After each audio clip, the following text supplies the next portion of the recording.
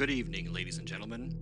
This is your usual program, but we interrupt our regular schedule to bring you an urgent news bulletin. Reports are flooding in from various parts of the country regarding strange and disturbing events. Initially believed to be isolated incidents, these occurrences are now being reported on a national scale. We will be bringing you live updates as they happen. In what was initially dismissed as a hoax or mass hysteria, reports from several small towns and rural areas are now causing alarm among authorities. We go now to our correspondent, Bill Stanton, from the small town of Ridgeville. Bill, what can you tell us? Thanks, Tom. I'm here in Ridgeville, where residents are reporting some truly bizarre behavior.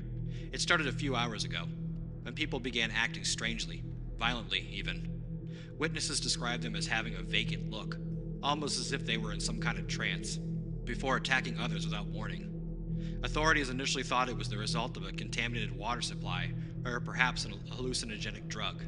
But now, similar reports are coming in from surrounding areas. It's hard to believe what we're seeing here, Tom. People, neighbors, even family members are attacking each other. It's chaos. Bill, are there any theories at what might be causing this? Local officials are at a loss. The mayor has issued a statement advising people to stay indoors and lock their doors, but there's no official explanation. Some are suggesting it could be a virus, while others fear it might be something more sinister.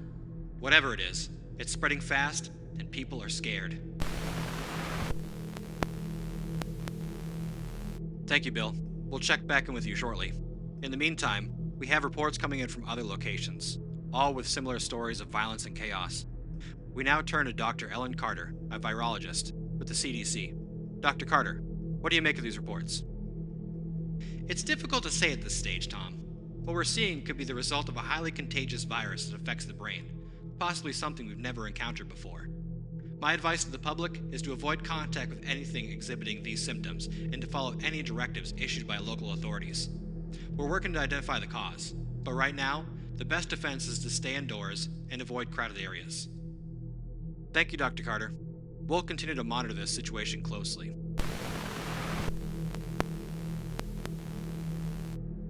Ladies and gentlemen, we interrupt this broadcast with breaking news. We're receiving live updates from our correspondent on the ground in Pine Ridge. We go now to Susan Hall. Susan, what's the situation? Tom, it's unbelievable. We're here at what used to be a peaceful suburban neighborhood, and it's descended into total anarchy. People are running, screaming. There's blood everywhere. The infected. I'm not sure what else to call them. They're attacking everyone in sight. Police are here, but they're being overwhelmed. It's like nothing I've ever seen before. Oh my God, they're coming this way! We seem to have lost contact with Susan. We hope she's safe. Ladies and gentlemen, it appears the situation is far more serious than we initially believed. We're now receiving reports of similar incidents in major cities across the country. The National Guard is deployed, and martial law is being declared in several states. A curfew is now in effect nationwide, and citizens are being urged to remain indoors. This is an emergency broadcast. All citizens are advised to stay indoors.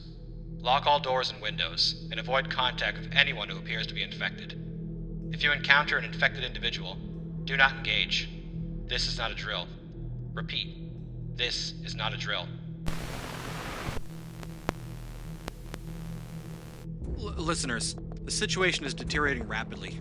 Major cities are falling one by one. We've received unconfirmed reports that Washington, D.C. has been overrun. The president is said to be in a secure location, but we've had no official word. In the meantime, survival is now the priority. If you are hearing this, you must find a safe place and stay there. Do not go outside unless absolutely necessary. We're trying to stay on the air as long as we can, but we're also preparing to evacuate. Our staff is doing anything we can to keep you informed, but the station is losing power. If you can hear me, please stay safe. This may be our last broadcast.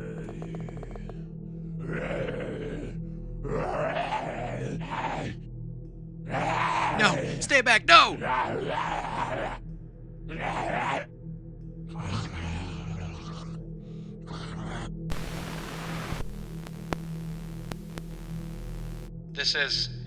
This is Outpost Alpha. If anyone is out there, if anyone can hear this, the living dead are everywhere. We've lost everything. But if you can hear this, know that you're not alone. We're still here, still fighting. There's still hope.